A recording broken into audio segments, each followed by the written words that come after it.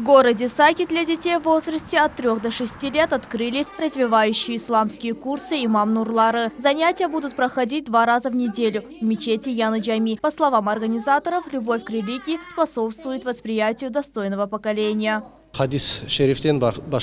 Пророк Мухаммад, мир ему и благословение Всевышнего, сказал: лучше, что может дать безвозмездно, даровать родитель своему ребенку, так это хорошее воспитание. Поэтому мы будем работать в этом направлении и будем организовывать развивающие курсы. Дети на протяжении 4 месяцев будут посещать курсы, разработанные по специальной программе, которая позволяет малышам получать исламские знания в доступной игровой форме. Они будут учить арабский алфавит, осваивать основы исламского этикета.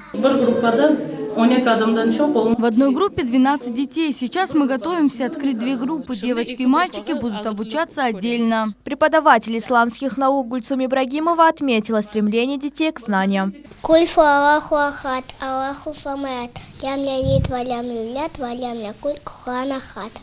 Родители с радостью привели детей на развивающие курсы. По их словам, о духовном развитии ребенка нужно заботиться с малых лет.